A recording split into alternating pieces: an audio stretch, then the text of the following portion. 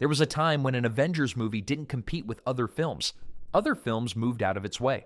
Studios avoided the same release window, theaters handed over premium screens without hesitation, and audiences treated every release like a global event. But something just happened that would have been unthinkable during Marvel's peak. An Avengers film, the crown jewel of the MCU, just got pushed aside for another franchise. Not delayed, not canceled, replaced. And if this decision reflects what insiders are really seeing behind closed doors, then we might be witnessing the exact moment Hollywood realized the Marvel era isn't guaranteed anymore.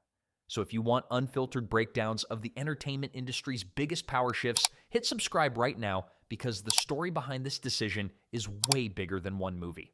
All right, ladies and gentlemen, today we need to talk about something that on the surface sounds like a simple scheduling change, but in reality might reveal a massive shift happening inside Hollywood. Because the next Avengers film, reportedly titled Avengers Doomsday, is already facing serious questions before it even reaches theaters. And when you start connecting the dots, the picture that forms is not encouraging. Let's begin with the scale of this project. This isn't just another Marvel movie. This is supposed to be the film that restores the MCU's dominance, the kind of cinematic event that reminds everyone why the franchise once ruled the industry. To do that, Marvel brought back heavy hitters. You've got megastars like Robert Downey Jr., whose presence alone signals how desperate the studio may be to recapture past glory. Behind the camera, you have the Russo brothers, the duo responsible for some of Marvel's biggest triumphs. But star power comes at a price, a very high price. By the time you account for salaries, production scale, visual effects, and marketing, this film's total cost could climb into territory where even a massive box office run might not guarantee profit. And that's before we talk about the creative uncertainty. Reports suggest elements of production began without a fully locked script, a risky move for a film carrying this level of expectation. When a project this large lacks a clear blueprint, delays, rewrites, and reshoots often follow. Each of those adds more cost, more pressure, more risk. But then came the development that truly shocked industry observers, because this Avengers movie will not control IMAX screens during its opening weekend. Instead, those premium screens will belong to Dune Part 3.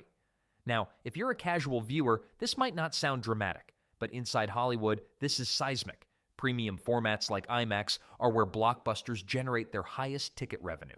They're also a status symbol proof that a film is considered the biggest event in theaters. For over a decade, Marvel films dominated those screens. Under Marvel Studios and its architect Kevin Feige, the MCU built a reputation as the safest bet in entertainment. Avengers releases weren't just movies, they were cultural milestones. So for theaters to choose another film over Avengers, that signals a major change in confidence. Both movies are scheduled to open in the lucrative December holiday corridor, the same window that previously hosted some of the biggest blockbusters in history. But during an IMAX investor presentation, it was confirmed that Dune secured exclusive US premium screens for opening weekend, meaning Marvel will have to rely primarily on standard screens at launch. And while the Avengers film may still get IMAX screens internationally or later in its run, opening weekend is where the biggest revenue surge happens. Losing that advantage could significantly impact performance. But beyond the financial implications, this decision reveals something deeper.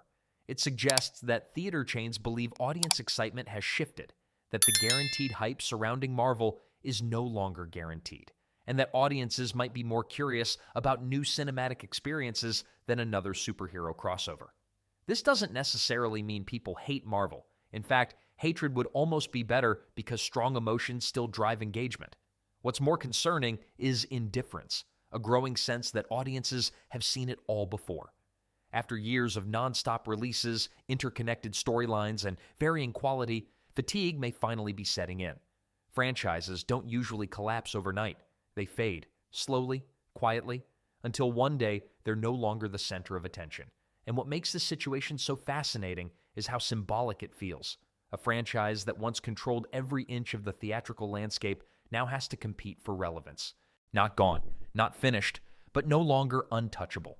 For years, the Marvel machine felt unstoppable, a franchise that could release almost anything and still dominate headlines, box offices, and pop culture conversations at the same time. But dominance creates expectations, and expectations create pressure. Because when you redefine what a blockbuster looks like, Audiences don't just want another movie. They want the next evolution, the next spectacle, the next moment that makes everything before it feel small. That's the trap of success. The higher you climb, the harder it becomes to impress the people watching from below. So the real battle facing Marvel right now isn't against another studio or another franchise. It's against its own legacy, against the memory of packed theaters, cheering crowds, and the kind of cinematic moments people talked about for years. Once audiences experience something truly groundbreaking, good is no longer enough. They expect bigger, smarter, more emotional, more unforgettable. And if the new chapter doesn't deliver that feeling, excitement turns into doubt. Doubt turns into hesitation. And hesitation is deadly in an industry driven by hype. So now, the pressure on Avengers. Doomsday isn't just high, it's overwhelming. This film doesn't just need to perform well. It needs to remind the world why the MCU became a global phenomenon in the first place. It needs to prove that Marvel Studios can still create the kind of event that pulls everyone back into theaters at the same time. Because if it succeeds, it could mark the beginning of a new era. But if it stumbles, then this IMAX situation might be remembered as the moment the illusion of invincibility finally cracked. The moment Hollywood quietly realized the crown was no longer secured. But now I want to hear from you. Do you think Marvel is actually losing its grip on Hollywood? Or is this just the calm before another massive comeback? Will Avengers Doomsday shock the industry and remind everyone who still runs the game, or will it confirm that audiences are ready to move on to something new? Are we witnessing the decline of the superhero era, or simply the beginning of its next transformation? Drop your thoughts in the comments, because this is one of those moments where public opinion could shape what happens next. And if you want more deep dives into Hollywood power struggles, celebrity controversies, and the behind-the-scenes moves that most channels won't talk about, subscribe and turn on notifications, because the entertainment world isn't just changing, it's being reshaped in real time. And trust me, the biggest twists are still coming.